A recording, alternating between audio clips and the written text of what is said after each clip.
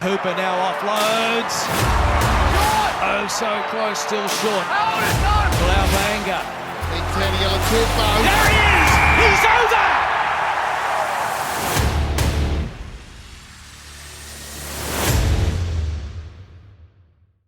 Hi there and welcome to Pick and Drive Rugby Podcast. We are die-hard rugby fans having a weekly chat about all things Aussie rugby. We're real, family-friendly and positive, so get involved. Get involved. So I am super excited. I got Mitch with me, got Rev with me. Rev, how you doing?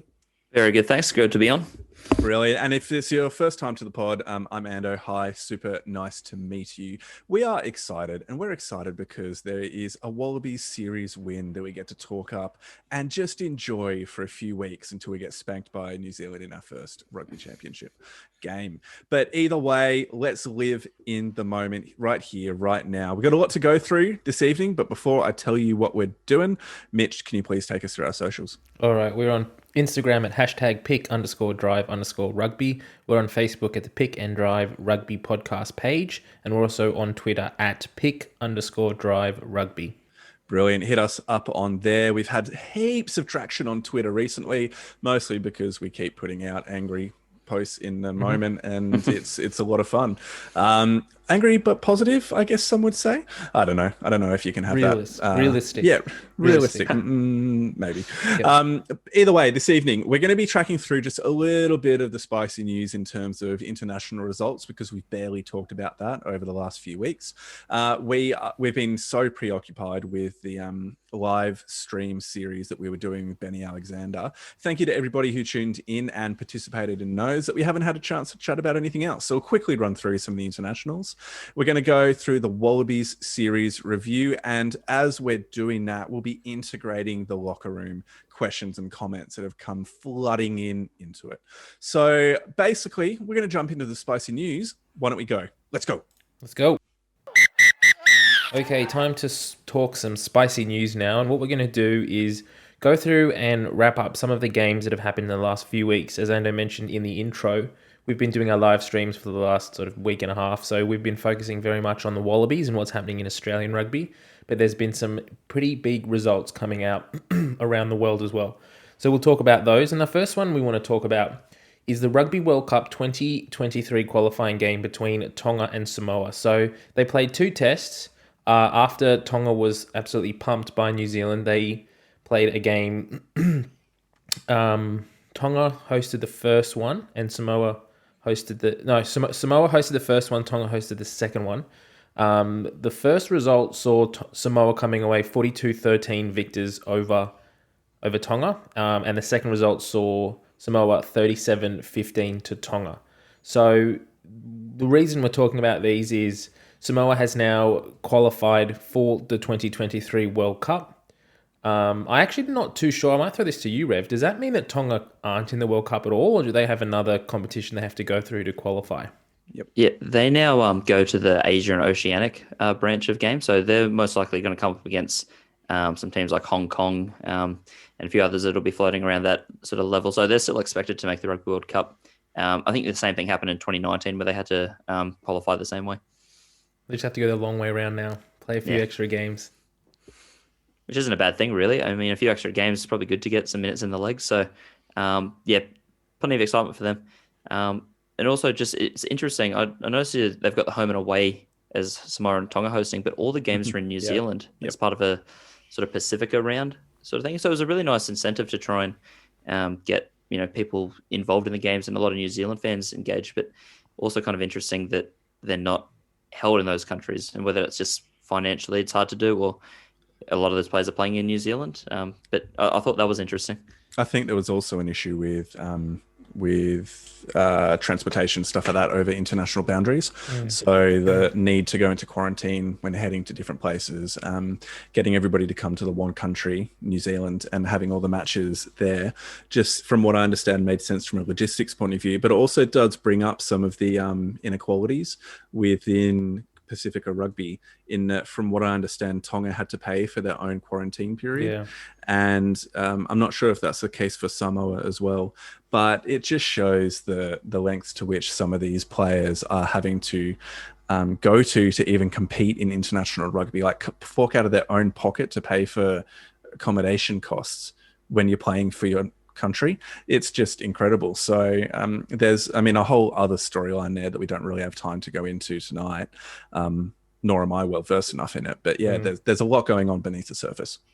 And if anyone hasn't seen either of those games, what I would encourage you to do is go and watch their war dances before the games, which were phenomenal, were really cool. Because what's a little bit different, we get used to New Zealand and their haka, and I think because they're one of the best team arguably in the world at the moment, they get this kind of respect where they get to perform their haka by themselves. But both of these teams, both Tonga and Samoa, were doing their war dances at the same time. So it was kind of like a call response. And it was great to get the angles that would come in and focus on certain players like Michael Alatoa and some of the Tongan guys. And you can really see the emotion. But when they pan out wide, they're both going at each other at the same time, which was really cool to see. So if you can, try and find that on social media because it was really moving. We'll move across to New Zealand. So New Zealand played 2 tests against Fiji. I guess we'd call them warm-up tests for the Rugby Championships. The results were pretty much speak for themselves. So the first result saw New Zealand come away 57-23 over Fiji in Dunedin.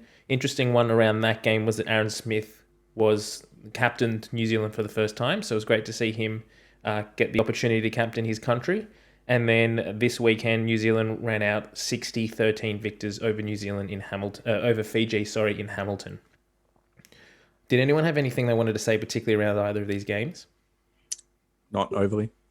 I just thought it was a good opportunity to test some of the depth. I think New Zealand probably did a really good job of trialing a few different combinations. Their back row and centre combination in particular, they're still trying to work on. Even their outside backs, they only brought in one left winger. So getting Sever Reece on there, trialing that out. And they've got sort of 4 fullbacks in the squad in the case of Bowden and Geordie Barrett, Will Jordan and Damien McKenzie. So they're really spoilt for choices. I think those 2 Fiji games probably just helped identify maybe a bit of a hierarchy or order as to how they're ranking at the moment.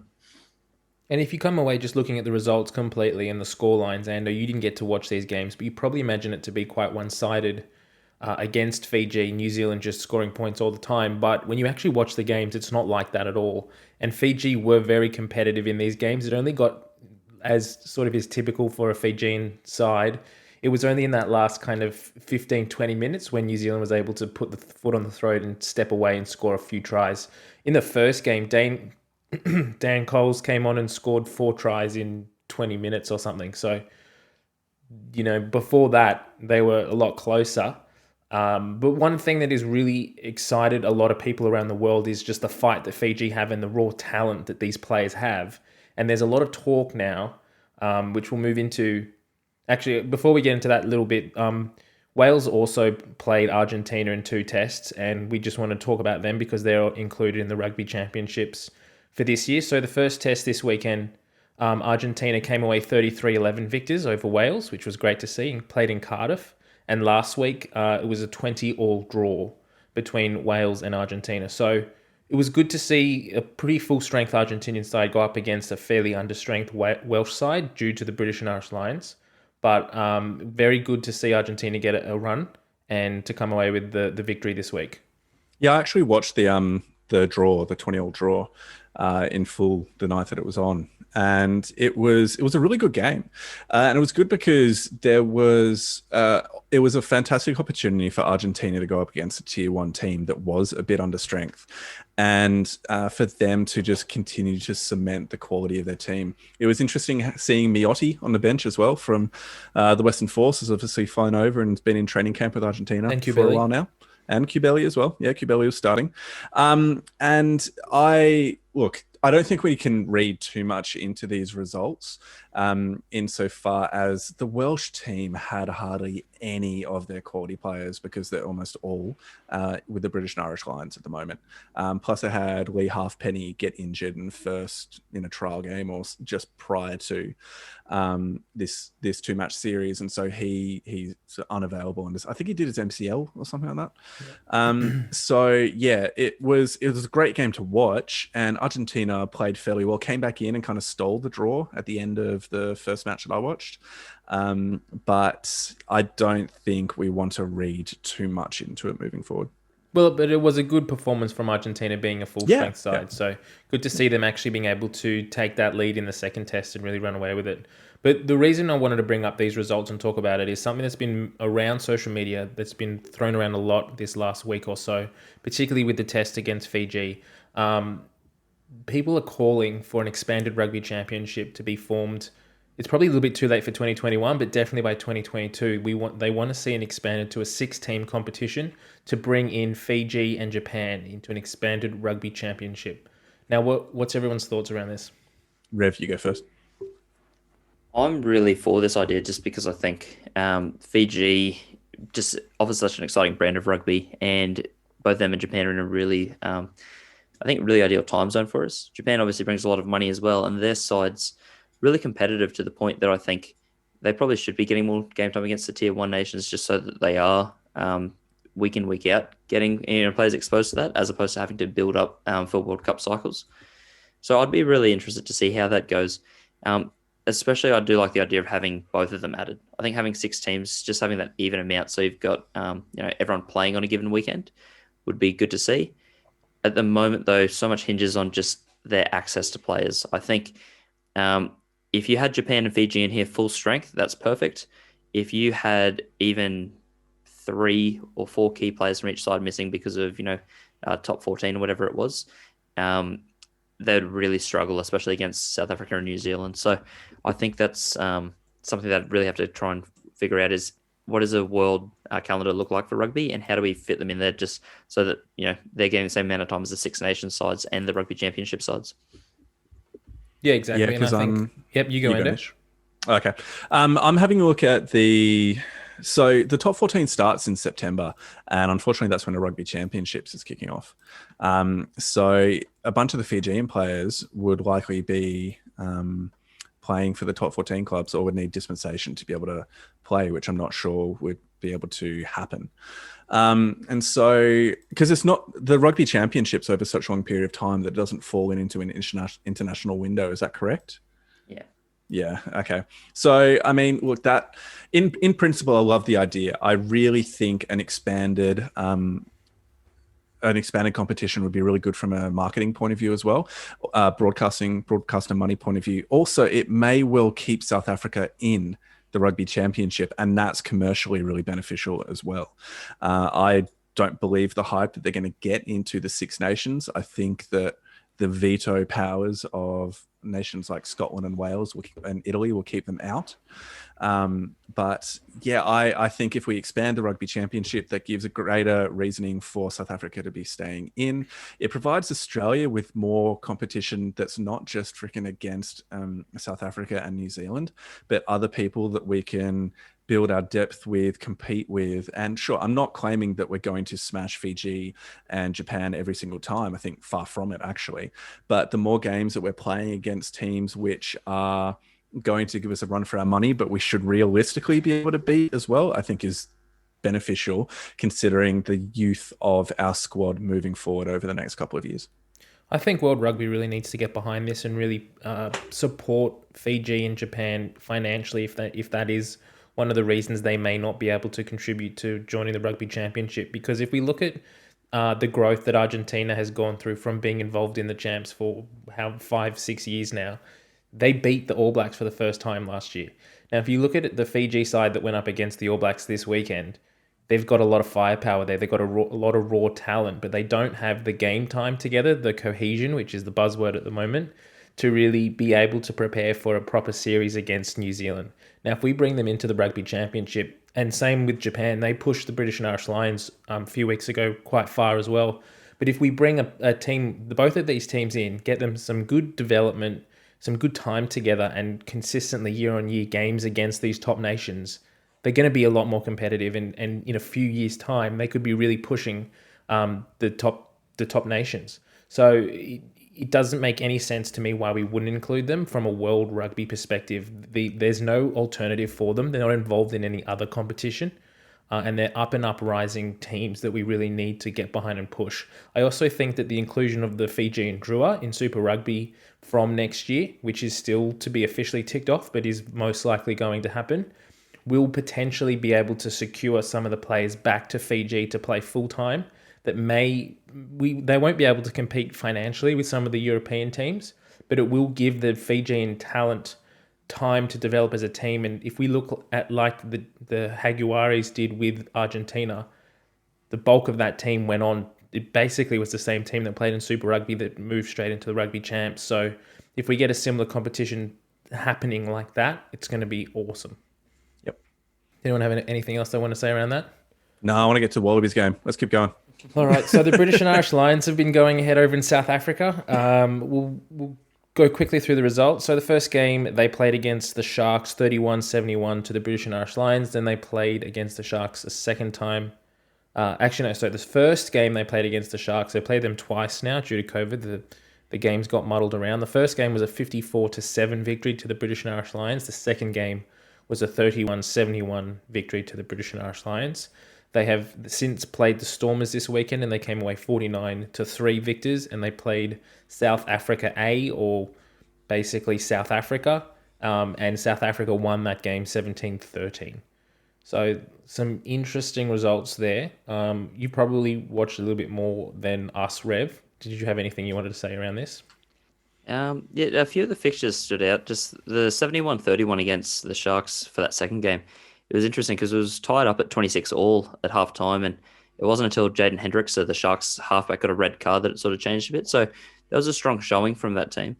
And obviously, as you mentioned, the South Africa A, that was pretty much close to a full-strength box side other than the players that have COVID. And it'll be interesting to see if the players that are still in that COVID quarantine sort of bubble, like Khaleesi and Pollard, like quite a few big names, if they're not available, the team they named for the first test could be quite similar to that. Yeah.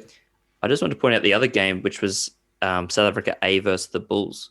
So South Africa also named what was realistically an A side to play the Bulls because they were both quarantined in Cape Town at the time. And that side lost to the Bulls 17-14. So that was a lot of the fringe players that might get maybe a call up on the bench for the test side. And for them to lose to one of the club sides in South Africa is a little bit of a concern. I think they're now a little bit concerned about how many of their players they can keep healthy, because if they have to call upon these guys that weren't at the World Cup, they will be in a little bit of trouble. Yeah, it's going to be interesting, and we still really don't know if the series, the actual test series itself, will be able to get underway because COVID, every day it seems that there's more numbers popping up in either camp, and changes are having to be made, and fixtures are getting swapped around. So it's a very unusual series, and also playing the games behind closed doors has this really eerie effect. And when you watch it, it just doesn't feel like a proper British and Irish Lions series with the fans not there. Which is a shame. It will be quite odd. I'm hoping that they move all three tests to the one location. I think there was quite a bit of chat about it was originally supposed to fluctuate between Johannesburg and Cape Town. I think if they keep them all in Cape Town, just play all three of them at the new Cape Town Stadium, then that's probably going to be the best outcome for them. But again, if they've already got COVID and they're in the bubbles, then it's, seems quite dire. Well, hopefully we get some tests, because everyone is looking forward to seeing what actually happens. That South Africa A side actually threw some questions out at the Lions, and so it was interesting that they did come away with that victory there.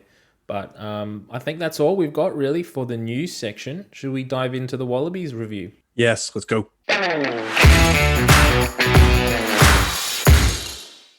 Ladies and gentlemen, 3 matches, 11 days, 3 points separating these two teams. And the Wallabies have come away series victors. And how good is that sweet feeling of success? I wonder how much Cadbury's chocolate the Wallaby downed after that victory. I think it'd be more Stone and Wood beers, wouldn't it? Oh, how good. How good. Maybe we should look to getting Stone and Wood as like a sponsor like that. How good would that be? I'd love it. Yeah. I've literally had a Stone and Wood right next to me boys. now. That'd be great. Anyway, on to the Wallabies chat. Mate, Rev, we won the whole series by 3 points overall. Now, there are a lot of people deriding this French team as like a French B. What do you say to that the idea is that we just scraped through beating an under French team? Yeah, I'm really not on board with that. I don't think I was really stoked at the end of that game because I think we'll get to some of the big talking points, but it seemed like that was going to be a really hard match to win at the end. And I think any of those games could have gone either way, including the last one. But just that sense of relief, I don't really believe in the notion that, we shouldn't feel excited because it was a weaker team. We had a weaker team. We're missing James O'Connor and Nick White, who'd be starting for us. Pataya, Vunivalu, Parisi, they're our attacking threats in the back line. So I think there was plenty of players on both sides that you could argue, and France have more out, but that's still a really experienced side in terms of the amount of pro rugby they've played in the top 14 and the Pro Tour. So I was just stoked that they won it, and I think this is such a massive shift for this side. This is going to be one of those moments, one of those games and series that just categorizes this team as, hey, we can do this. Let's build from it. Completely agree. And I think that we really need to just start with the obvious question of what did we think about that red card? Mitch, start us off. Oh man, it did my head in just watching it. It just felt fundamentally wrong. Sitting at home, they've got this wrong. They've looked at this so many different ways, and they've still, in my opinion, come to the wrong decision. The thing that annoyed me before I let you keep going was the fact that it wasn't even called as a penalty at the time. And it was just big hit, knock on. They're getting set for the knock on. And then they start reviewing. And then it turns into a red card after the ref doesn't even pull it up straight away on the field. So keep going. Yeah, well, exactly. That's one of the things that unfortunately was a bit of a theme of this game, was the French players diving. So Ben O'Keefe was standing right there when the hit was made, and he put his arm out for a knock on, which it was, but it was only because the French captain lay on the ground, clutching his face, rolling around, that he blew the whistle and then said, let's look at this because there's some obvious face contact here. So it's outcome. It felt outcome driven. The fact that the French player was rolling around and acting as if he had his head knocked off. But when you actually look at the hit, it's shoulder on shoulder. So there's a really good one of the rugby, it's not Rugby Australia, but a Twitter account that chats about rugby in Australia, put out quite a detailed slow-mo video going through it frame by frame from different angles and talking through where the points of contact were. And looking at it on review, it does slide up his head. Jalanche's head does kind of snap forward, indicating that it wasn't shoulder to head contact. Otherwise, his head would have gone back, which was what Dave Rennie was saying in the post-match presser. But to me, once they'd slowed it down, looked at it from various angles, I'm not seeing how it's more than a yellow. And even then, I could understand if it wasn't given a yellow as well. I know we tweeted that it shouldn't have been anything, but that was 30 seconds after the that's just pure anger. That was pure anger. That was rage. Rev, now that it's 24 hours later, how are you feeling about that red card? Was it deserved? Did the right process happen? I think at the time, the group I made we were also saying, oh yeah, it does make contact with the head, but there's enough mitigation. Clearly, Jean is taller. He's bending into contact, and Corabet is quite bent over making the tackle. So to me, there was enough to make it a yellow. The people that are saying it's a red card, I'm not saying they're outright wrong. I think there's probably... I am. Yes, you are. Yes, you are. Because I think based off Super Rugby AU, I think there were a few similar tackles called for that. I remember Alolatoa's tackle. Yeah, it seemed a little bit similar. Ponifar Masuli's was probably a little bit higher, but again, a lot of those sort of calls were made. My concern is that throughout Super Rugby Trans-Tasman and Super Rugby Aotearoa, New Zealand refs weren't calling those as red cards. There was only one red card in the whole of Super Rugby Aotearoa, and it was a really reckless play from Alex Hodgman, one of the props. There were so many tackles that got by like that, and even in the week before, we saw Lavani Bottia smash Damien McKenzie with a tackle that was 3 inches higher than that. Yeah, it was a massive shot, but instead we're playing that on Twitter highlights as, massive shot takes down All Black. It's a real sort of triumphant approach. There's no red card. There's no yellow card. I don't recall. I don't think there was even a penalty for it. And yet we see this tackle. Yeah. And yet we're seeing this. So my concern isn't about the call, because I think there's so much grey area in there that I do expect there to be, slight differences of opinions. But I just want consistency. Ben O'Keefe hasn't given that a red in all the games he's refereed this year, so I don't know why that changed in this match. I will say one thing on that point, Rev. There is this different high tackle guideline or framework for international tests than there are for Super Rugby. I was doing some research online, and some of the groups I'm in, there is actually a different framework from World Rugby for international tests, and it doesn't have as much emphasis on point of contact and the mitigation factor isn't as heavily influenced in that one as is in the framework for Super Rugby and Super Rugby AU. So when everyone is sitting and saying there's no mitigation, they haven't mitigated it down, it's because that framework doesn't rely as heavily on that. The point that they were focused on and in that framework is the fact that Corabetti ran in from distance and did make contact high. And for them, that was the highest level that they sat on. The thing that I felt Ben O'Keefe backed himself into a corner was when he was explaining the decision to Michael Hooper, and Hooper challenged it and said, well, what about the drop in body height? And he said there was no significant drop in body height, which is actually just wrong, which is correct. Fundamentally wrong. Clear drop in body height. I'm sitting here as a Wallabies fan. I don't want to see Corabetti get that red card. I think at best should have been a yellow card or even a penalty. But we can't take away from the fact that he did actually hit him high. He did also drive up into the contact. So when he's approaching the number 8, he is sort of looking at his legs, and then he sort of stands a little bit and rises into the contact, which then ends up hitting him on the shoulder and rising up into his face. So there's a really good comment that's come in from Ian Roger on Twitter asking, did the red card give Lolosiu the chance to step up and prove he can be the long-term 10 for the Wallabies? And we might speak about Lolosiu's performance in a moment, but what I do think the red card did was it galvanized the team. There was probably about a 5, maybe 10-minute period afterwards where the team were just shell-shocked, where they were making a few basic mistakes. Kuyu's fantastic try 3 minutes afterwards, where the Teddy Toma chipped down the side and popped back into Kuyu. That was just incredible. How fast is Teddy Toma, by the way? Yeah. I know that's not incredibly insightful, and anybody who's watched him in the Six Nations knows that, but damn, it's different seeing it against your team. And I am of the opinion that the red card actually brought a level of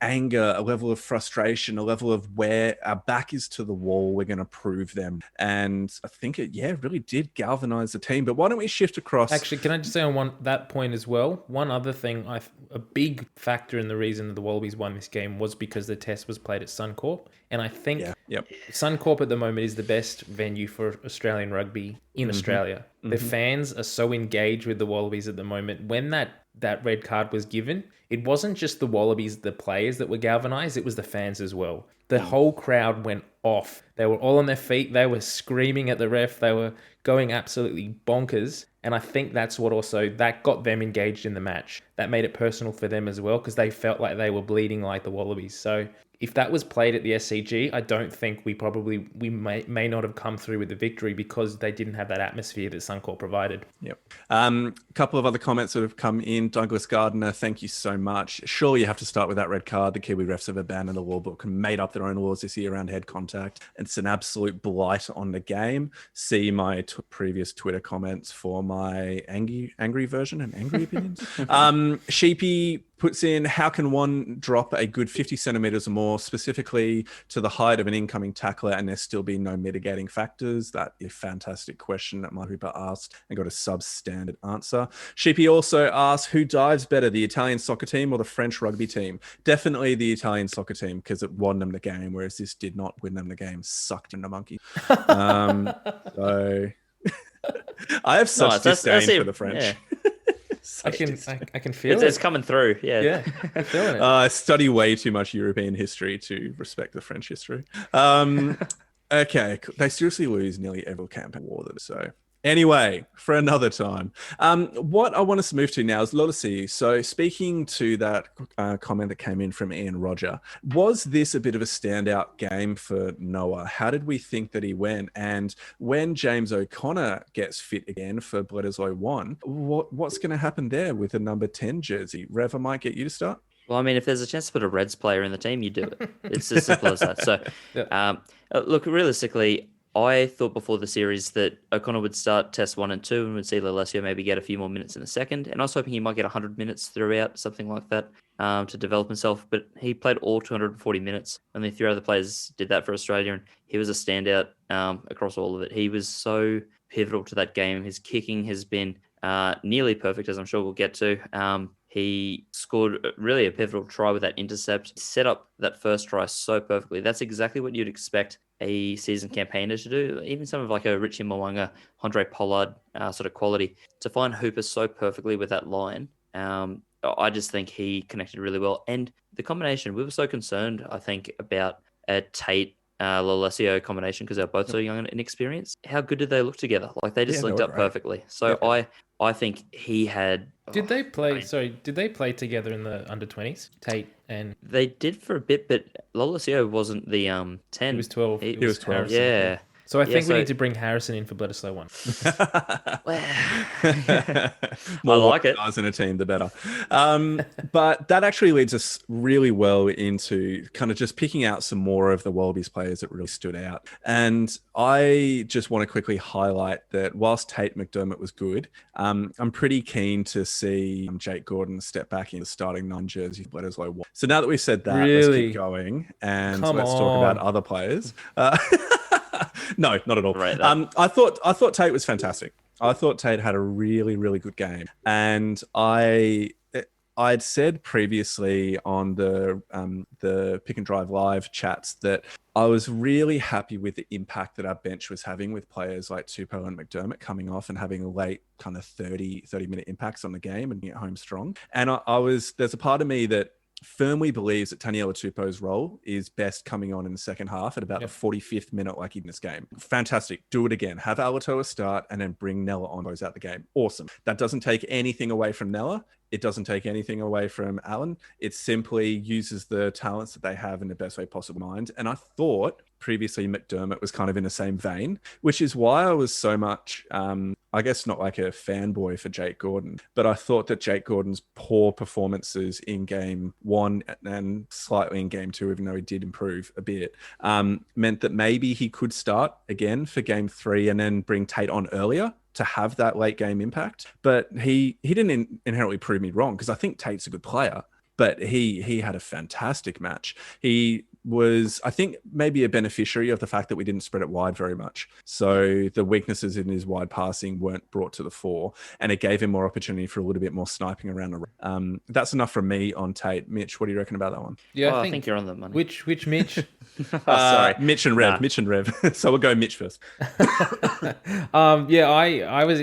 This was a big game for Tate. This was his opportunity to stand up and prove to Rennie and to all his doubters that he's the first choice. He's ready for that starting spot, and I don't think he let anyone down. I think his delivery from the base of the ruck was a lot faster than Jake Gordon in the last few weeks, and he just seemed to be able to interplay with his backline a lot better than Jake Gordon did. So I think he's shown that he needs to start over Gordon. I'm still not sure if I want to be starting him in Bledisloe 1 if Nick White's available. I still think we probably choose Nick White and then bring Tate off the bench 55 minutes along with Taniela Tupou and let those two just go nuts against the All Blacks. Rev. Yeah, I'm 100% behind that. I was just going to add that in that game, Tate and Lolesio combined for 3 out of the 4 line breaks the Wallabies made. So he's such a pivotal attacking weapon. I think he had more defenders beaten than any other Wallaby too.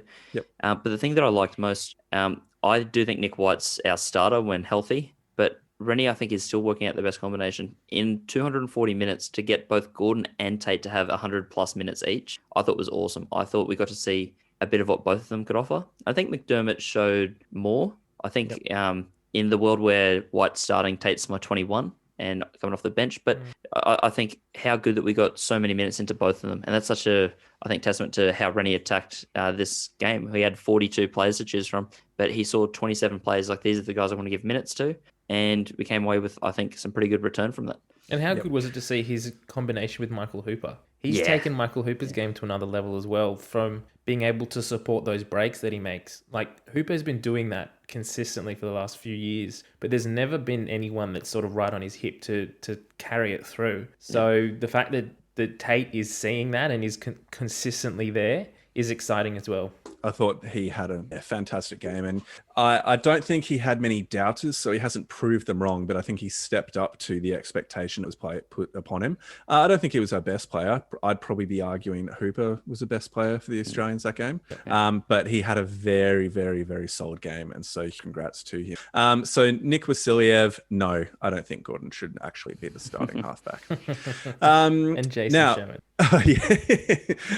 Baited him in, got him hook, line, and striker as well. So who else really stood out to you? We also had some players like Naisarani and Swinton who were starting after not being involved. Not starting for the previous 2 games. And they had pretty good shifts as well. Lockie Swinton played a good game and seemed to be getting over the advantage line for most of the time. He and Naisarani had the majority of the runs for the Australian. And whilst Naisarani didn't have any massive breaks, I felt like he was also at least putting dents or not getting pushed back by the defensive line of the French. Rev, what did you think about their I think the back rowers all really stood up. I love the depth we've got, that we could rest Valentini and Wilson and bring in Swinton and Naisarani, because they did a really good job of getting over the advantage line. And I think in every game, every back row's had more meters and carries, which might not seem like a massive step, but we have fallen into the trap previously where we've had, a lot of our forwards just not quite be physical enough in the breakdown. We get, especially against the South Africans and Argentinians, we've actually struggled to get some good meters from pick and drives and from those forward passes. But I think these guys really stood up. To have that many options to choose from at 6 and 8 is such a blessing at the moment. The only thing I wish was that we'd seen McWright get a crack as well, just to build that 7 depth. I think the challenge with that is that Hooper is playing so well. He's probably the Australian man of the match for every. Yeah, and that's not even like blue tinted glasses on. He's just been that good. Has there been a man of the series named? No, I don't think so. But surely just Hooper. Hooper. Yeah. There was an argument for Corabetti, I think, before this match. Corabetti's been unreal and so much of the go forward, but Hooper he does everything, whether it's attack, defense, rucks, if it's set piece, scoring points, setting up tries. Like he does everything. So to me, I think this might be a fair call. I don't think I'm overstating it. He's the best player in the world ever. Is that fair? Yeah. I'm pretty happy with it. Okay. I'm pretty happy with it. Yeah. I don't want to make any big calls. I just want to keep it.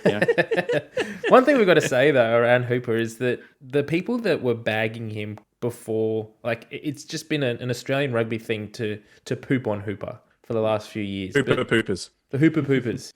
No one can poop on Hooper now. Yeah. You just can't. You can't be a Australian rugby fan and think Hooper's not the right person. Yeah. There's no one else for captain. There's no one else that's going to put in that same shift and have that amount of impact on games. So people just need to really pull their heads in a bit. Yeah, the captaincy question's a good one because I agree with both you guys, and we can't criticize him in terms of the on-the-field impact that he's having as a player, but I do question his captaincy decision sometimes, particularly last match in the second game of the series.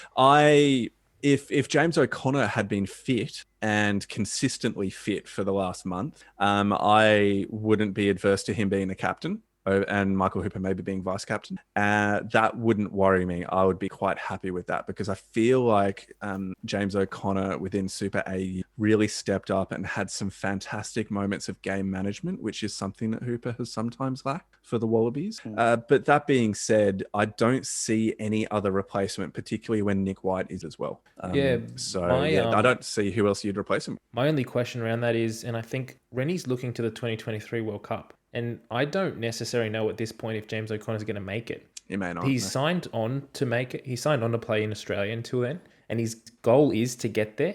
But with the injuries that he's had this year and the fact that he hasn't actually played Wallabies yet, if this continues going through, and he didn't play the second half of Trans-Tasman either, if he picks up a few injuries going through, he may not be our first choice number 10 come 2023. But I don't see anyone pushing Hooper out of that 7 position. So Hooper will be starting for the Wallabies in 2023 in France. And so I think Dave Rennie knows that Hooper's going to be there. He'll pick him as captain and he'll build his team around him because he knows he's consistent in that and he can build that leadership going through to 2023. If we change that leadership now and bring in another person, they may not be there for 2023 unless we're going to pick someone like Noah Lolesio or Harry Wilson, which we're just not going to to do at this stage. No. Okay, so let's now go into the point where we're going to pick our I just wanted to say one other thing before, in an honourable mention. I thought Reece Hodge did quite well when he came on. Considering he hasn't played a whole lot of rugby, I really liked his presence through the box kick, the kick chase. He put a lot of pressure on the French back three,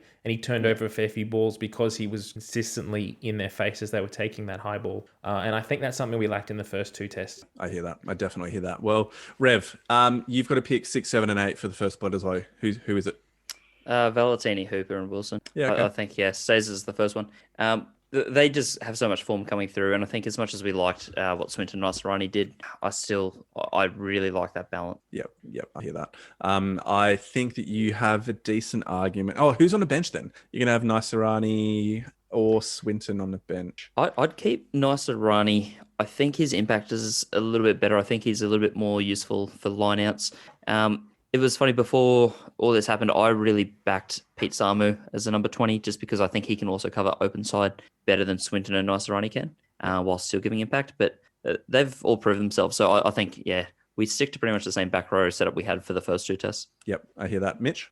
Hooper 7, Swinton 6, and Wilson 8. And who's on the bench then? Valentini and Nasrani? Nice. Really? I don't. So Valentini, I wasn't too impressed with Valentini in the first 2 tests. He was quite passive in his ability to make meters post contact. He sort of, for me, he was going into contact standing too upright. So he was either held up by the French or he was sort of getting turned over quite quickly. He wasn't making meters in the contact. I noticed a few times in this one game that Swinton was making meters post contact, and Valentini just didn't seem to have that influence around the game that Swinton. Now Swinton's playing on the edge, and like it or not, he's a player that does play close to that edge of doing something illegal and getting a card or that kind of thing. But he was involved in everything. And I think a few times in the first 2 tests, Valentini went missing. Yeah, okay. I can hear that. I was really impressed with Swinton's contributions to the line out as well. I thought that he had some really good moments there as a receiver.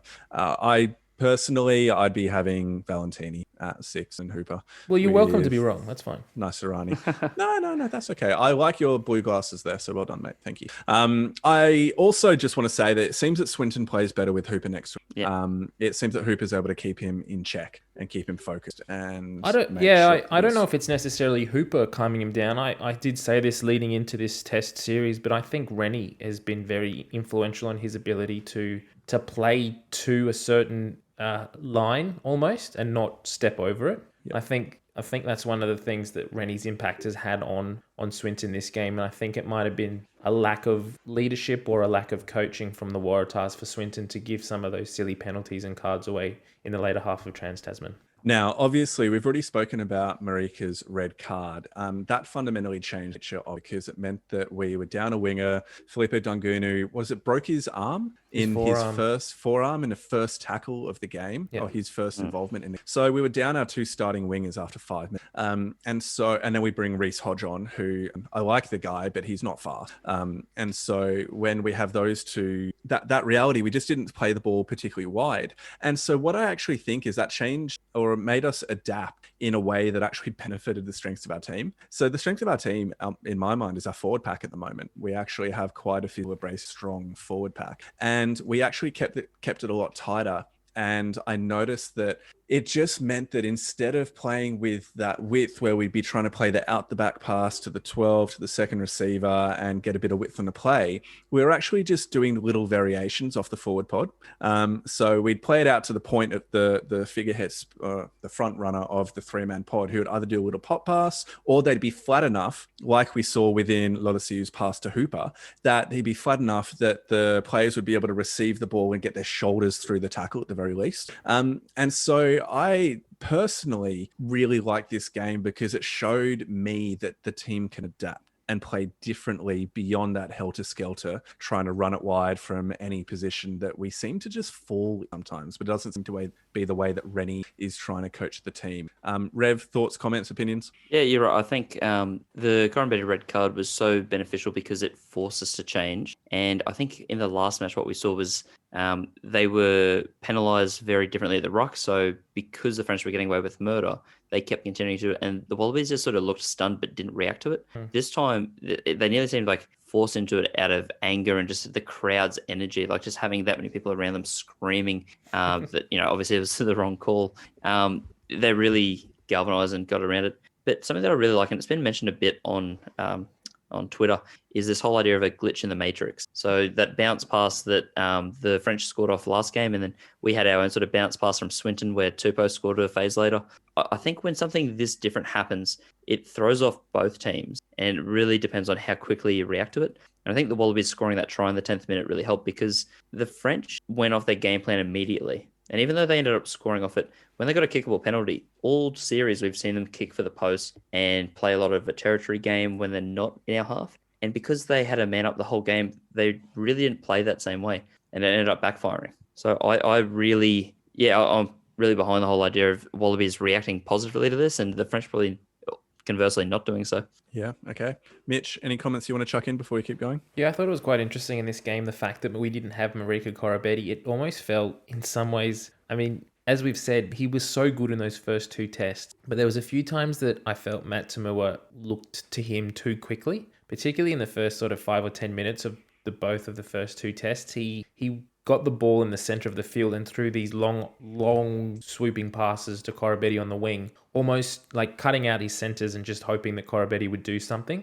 And because we didn't have Koroibete or Daugunu there, we also didn't have Matt Tamua. I feel like our centers actually had a little bit more time with the ball and had the space to work against the back line, but we weren't looking for Marika Koroibete to make something from nothing. I think it felt to me like Tamua specifically in those first 2 tests wasn't confident in Noah Alessio straightening things up, so he was looking for a spark player like Marika to do that and play off him. And the fact that both of those players weren't there meant we had to do something different, and it worked. Is there anybody else that we want to quickly highlight as having a really strong game? Because whilst I do want to move us on to Darcy Swain looking was forward phenomenal. to Bledisloe. Yeah, great. Okay. Phenomenal. So now you guys keep jumping onto that, and let's just go. I want to hear your thoughts. Yeah, I just thought he was great throughout the whole game. He had a real presence at the break, at the line out, and also in the mauls. So it's obviously something he gets. Whatever Dan McKellar's trying to do in the mauls, he just gets it, and he's worked with him all through this year and last year. So he obviously knows what the plan is. But Swain was so influential in getting balls against the throw,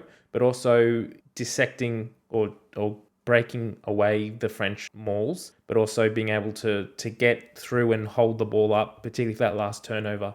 For such a young player, I thought he was very, very good and had a big impact on the game. And it definitely seems, I like you mentioned of Dan McKellar because it seems like a real Brumbies aspect that Laurie Fisher and Dan McKellar have integrated to the side, because I know the 2014 season when we were sort of bringing Sam Carter into the frame, that was his role, was to try and swim through the rucks and try and disrupt the ball. Rory Arnold obviously was so good at doing it. I think it really is something that the Brumbies locks have got quite ingrained in.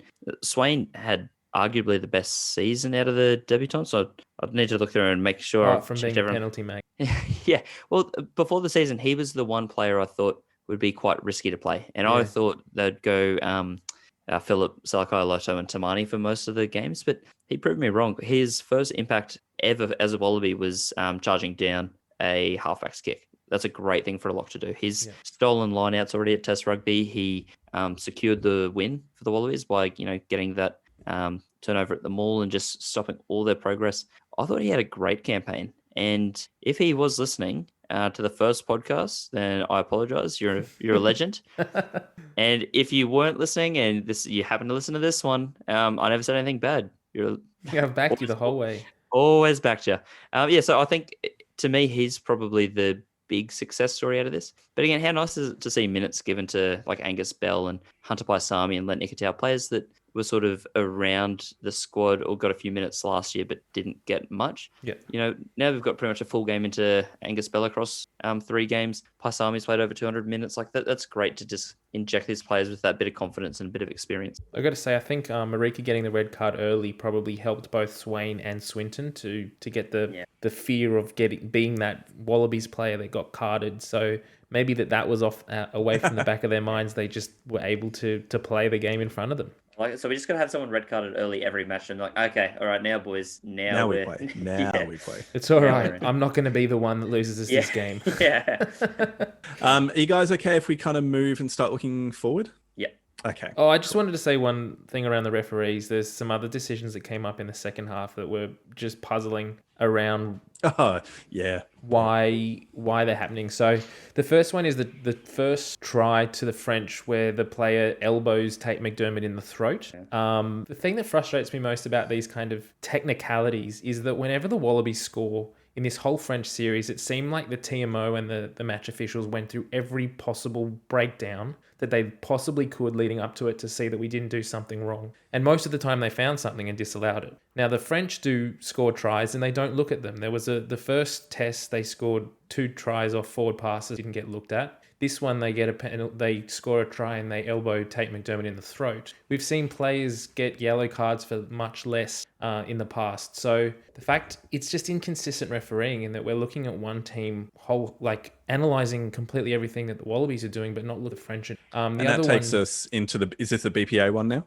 Yeah, the other one was the intervention of the TMO in Brendan Pangramosa's try that ultimately got disallowed because of Hunter Paisami's knock-on, which was technically 3 breakdowns before the try was scored when they're only allowed to go back 2 phases. Yeah. And it's just super frustrating because, I mean, I was chatting to some people on Twitter about this, but basically the idea is, he definitely knocked it on. Not arguing that whatsoever. But the problem is that the try was scored the 3rd phase afterwards. And then Hooper, in the questioning of the referee afterwards, goes, wasn't it too many phases? And Ben O'Keefe's like, oh no, the TMOs looked at it. It was within 2 phases. And it's just fundamentally wrong. Like you can't. That's a factual error that the referee has got, and a TMO, I guess it's going back, has just got wrong. And it's frustrating when we get the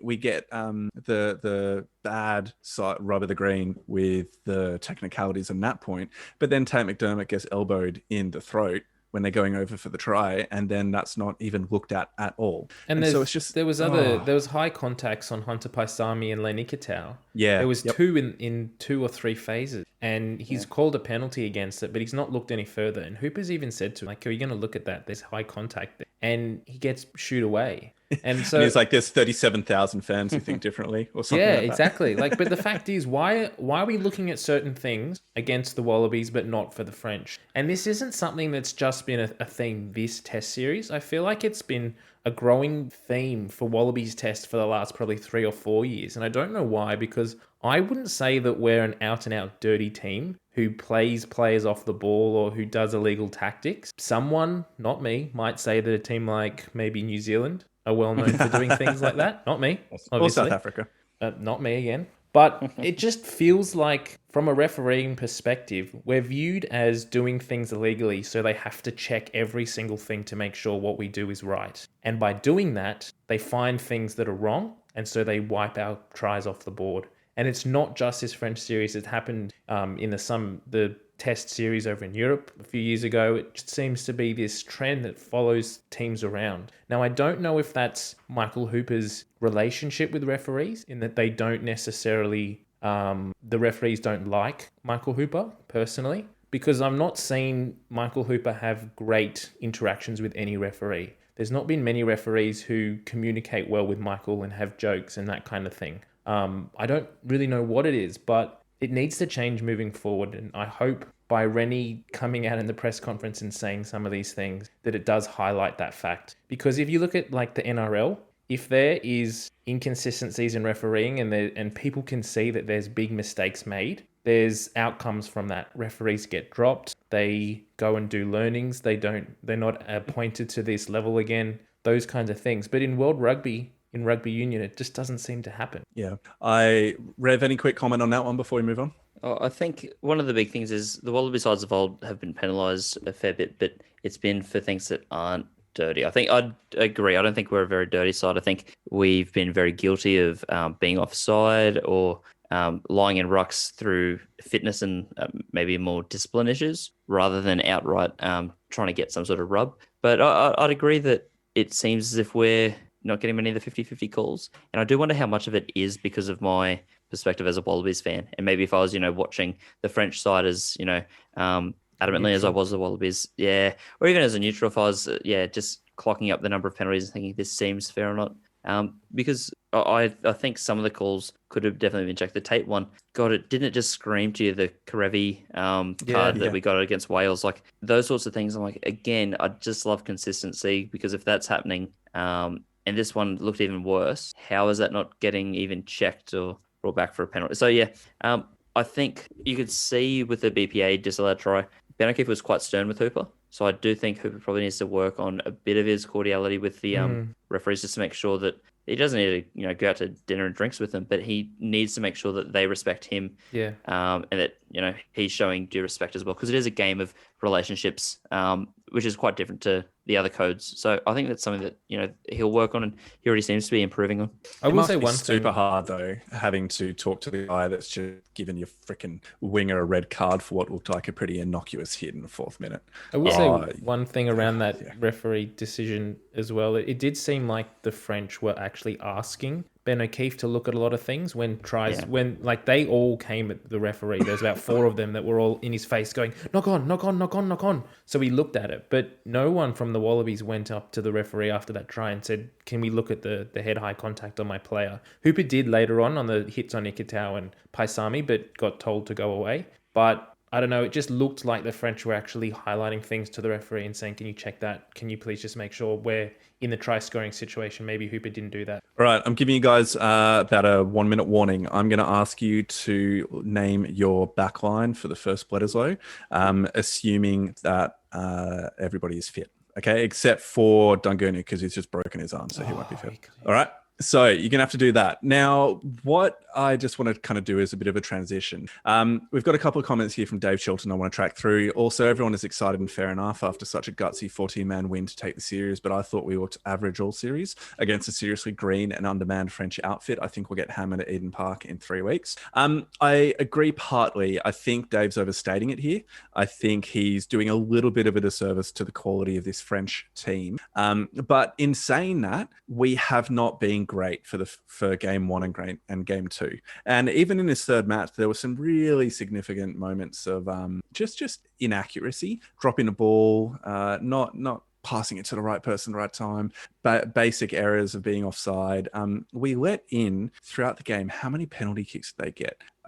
They got 3 penalties and 3 tries, and that just isn't good enough. So even despite the fact that we won and got the series, there's still some really big areas for improvement.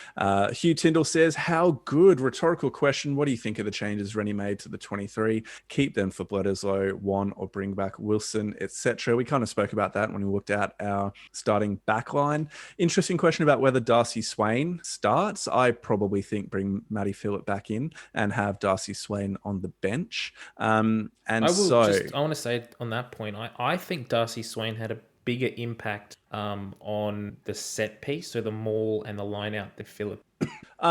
Yeah, maybe. I personally. Maybe. I'd need to go back through and watch 1 and 2. I thought our line-out's been really good all campaign. Our line-outs in general, yes, but really I didn't think that we were very good at actually sacking or dismantling the French maul in the first 2 tests, and Swain was all over it in that third one. I don't remember comment. Rev, any quick comments on that point? No, I think that they both did a decent job. So I think Swain probably had more of a highlights reel, maybe kind of package if we look at the steals and whatnot. But I think Phillip was quite industrious. I think his amount of carries and tackles spoke for itself. Yeah.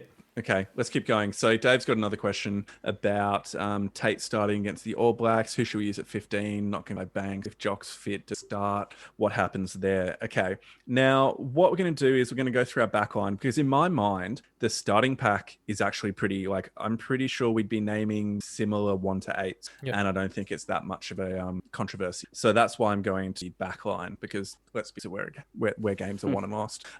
Starting where it's won and lost, the backs just decide how much. Starting at 9, you've got Nick White. Any disagreement there? Happy with that. Mitch? Starting at 9, yeah. Yeah, good. Okay. Yeah. Now, let's go. What I might do is I might go through mine, and then let's hear each of ours after that. No comments. We'll just hear ours. So White, James O'Connor, Korobetti on 11, Lolosiu at 12, Paisami at 13, Patira at 14, Banks. So that's me with Lolosiu getting pushed out to 12, Paisami at 13, Patira at 14. So Rev.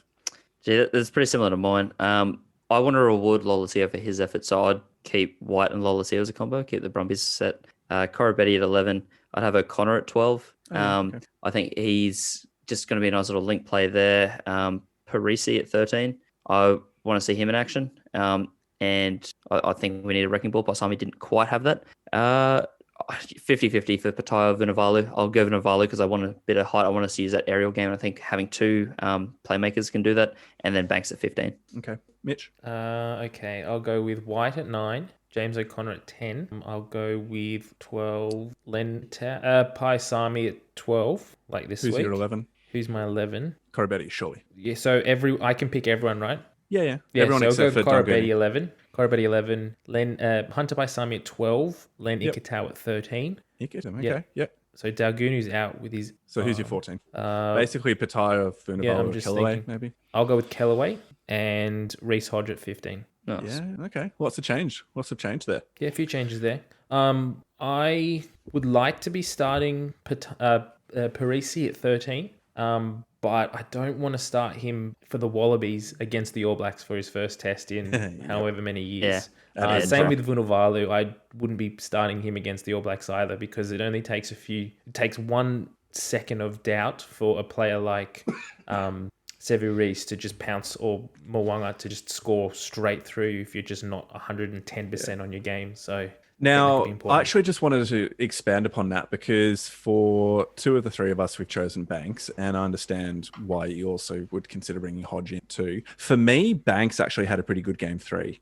and his kicking for touch finders is just so important. I know Hodge can do a good job at that too, but it was interesting during the match last night. There were a couple of points where Banks got some really good distance on the touch finders, and the camera was directly behind him, so you could see the angle that he was working with. And it just reminded me of his first kick in game 2, where it just missed by about 1 meter. And you just think if that goes to the right by 1 meter instead of to the left by 1 meter, then it's an absolutely incredible kick, and we've got a good chance of scoring a maul try from there, a pushover try. And yet, it's just these little things that players are judged upon. And I don't think he's been poor enough to drop him. And I actually think because of his youth, because of his pace, and because of the attacking threat that he does bring when he's confident, I'd like to persevere with him for a few more games and keep Hodge as a utility back. And I would keep him on agree the with bench. you if we were coming up against South Africa or Argentina. But the All Blacks will make every single inadequacy a scoreable opportunity. And I'm just worried that a player like Banks, with a rush defense that the All Blacks have, and they can get in your face and they can get in your head as well. Some of these young guys potentially might just go into their shells and then they're just out of the game. And that's what we saw in Sydney last year with Lolesio at 10. He had a horrible start because, first of all, it was raining, but the All Blacks just pounced on him at every time he got the ball. And I would prefer to have a player who's got more experience at test level, who's come up against the All Blacks a few more times, to be able to have that mental resilience when the All Blacks start throwing things at you. To trust in the systems that Dave Rennie has created, but also to be able to have that little bit more maturity as well. Are there any positions of concern then for Bledisloe 1 across the entire team? Rev, is there anybody or any position that you're just worried about our depth? I think my concern, just even doing in this activity, because even looking at the team that I named, I already want to make changes. I want to toss things around because I think outside of White and Corabetti, there's so many positions that aren't nailed down, and we've got to start looking at that. Is that because we have 2 really good options and it kind of doesn't matter who we put there and other positions are more important? Or is it because we don't know who our best is? And I think for 10, I'm happy with O'Connor or Lolesio. It's my centers that I'm really concerned about. I think we didn't get a game this series where both centers combined really well and looked really competent as a unit going forward. I think the last game was probably the best. And I'd be happy with Paisami and Ikitau there. But Parisi was sort of the form center at the end of the season. Pataya's had the most caps out of the other options, so he could fit in there somewhere. And do we see Paisami as a 12 or 13? That again depends. Ando and I, we've got Jocko Lolesio in there, and Tamu's obviously played there. So that's my problem area. If Pasami is starting, I'm going to personally buy him some gloves and say, wear these because you can't be dropping those balls anymore. Get in Mortlock mode. Yep. Yeah, that's a comment that Cactus Back actually brought up on Twitter. The fact that it seems to be a bit of a habit of his to be knocking the ball on, kind of like Pataya was previously. Pataya seemed to have an issue with ball retention as well. There's also, I just wanted to quickly shout out as well, Craig Fitzgerald. Thanks for your question about positions of concern for Bledisloe 1. And then Gus as well at the Robusto. What's your backline for the first All Blacks game? So thanks for those questions, gents. I'm a little bit worried about Hooker. Yeah, I mean, the interesting thing with that is Gus says, well, who's your pick for Hooker? Sorry, Cactus Back says, who's your pick for Hooker? Now, BPA is gone. He's not actually gone. He doesn't have to leave until after the international. His contract with the Reds, I think he might mean like next year. maybe, Possible. but I mean, I'm just thinking rugby champs. So for rugby champs, stay with BPA. And But then who's the second choice? I mean, if everybody's back up and healthy again, I'd probably go with UAC again, just because of the mass and the strength that he brings. But I would have really loved to have seen Parecki get some game time with this France series, but that is opportunities, and I'm not sure if he'll get many more. I'm going for I'm going to go for the political choice here, and I'll pick Feliti Kaituhu just so that we can have some Western Force fans that are happy and How dare you? supporting the Wallabies again. How dare you?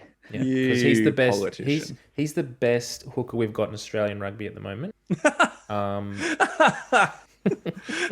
He's good, but he needs to learn how to throw a line out straight. Okay, good. Come I'm on. just playing the Force card.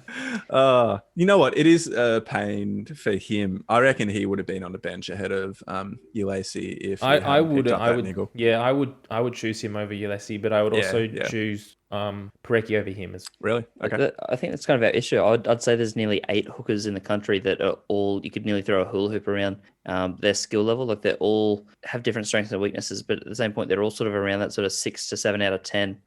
We need someone to step up. Pangarosa has been good, but it's not a Umbanambi or a Marks or a Taylor or a Coles. Where's Marfy? He's injured at the moment. Is he injured? Yeah. He's in line to come back for the start of the rugby championship if he's, in the squad.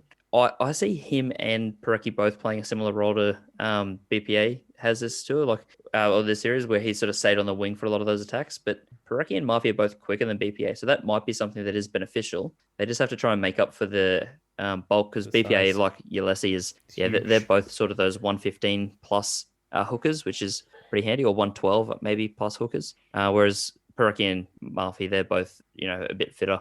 Murphy in particular has so much pace; he'd be a great asset to the team. Yeah, I think the benefit that BPA bring to our scrum, I'm just loving our forward dominance right now. Or at the very least, we are even, and the majority of the time, we're ahead of the opposition in terms of scrum and line-out combinations, which is rare for a Wallabies team to be able to be proud of.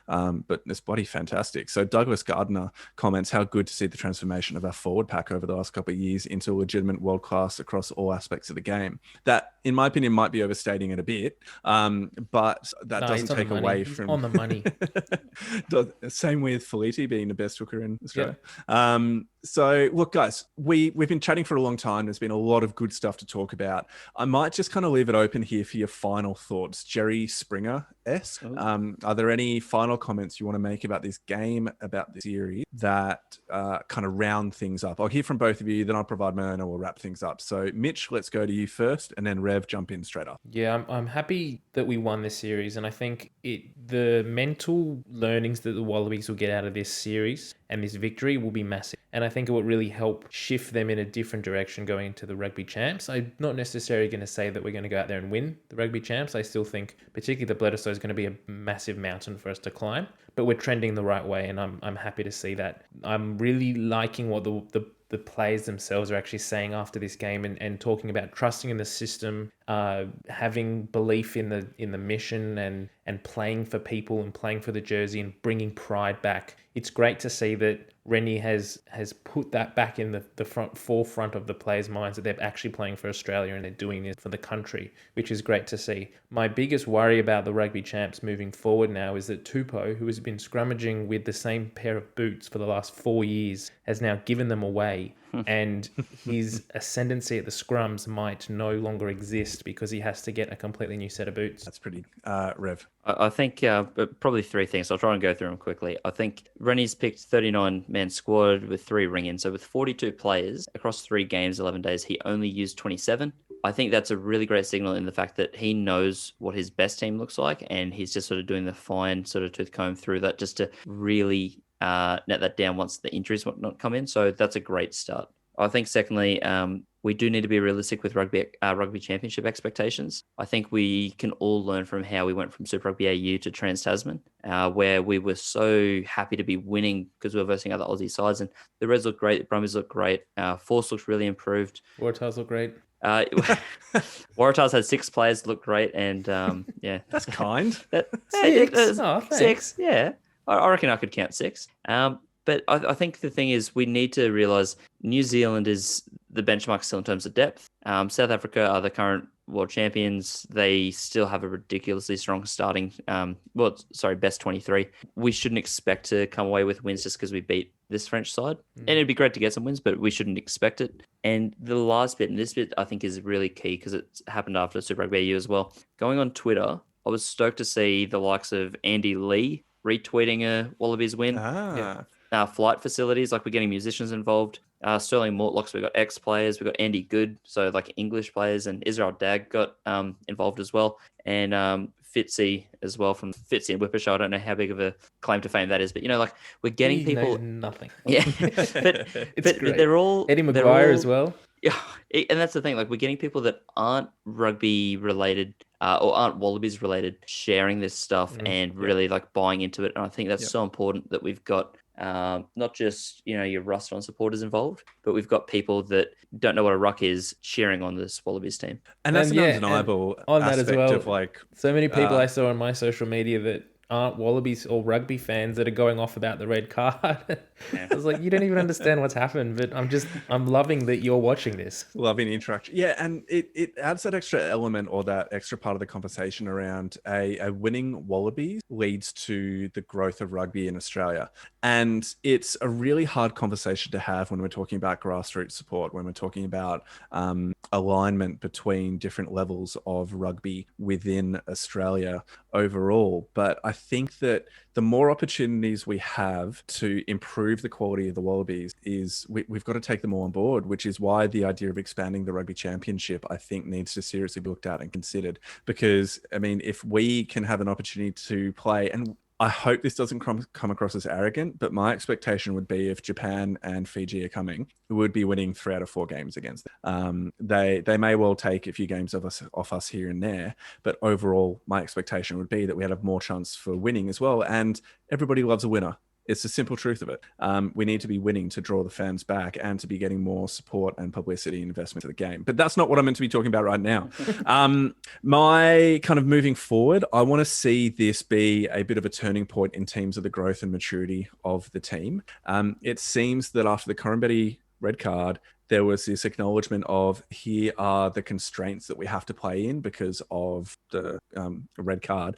And we are now going to adapt to that and play this game well. And they did. And I would love to see them then kick on into the rugby championship or the Bledisloe and then the rugby championship, just taking incremental improvement within each game. Trying to play smart and trying to play tactical and trying to play what people just call test rugby, test footy, where you're playing for territory, trying to exploit, pressure the opposition, create mistakes, and then exploit those errors. I don't seem to see enough of that. We don't seem to be willing to maintain pressure and then exploit opportunities that come up because we're often the ones making those mistakes to begin with. So I just want to see those small bits of improvement. I'm not expecting us to win a rugby championship whatsoever.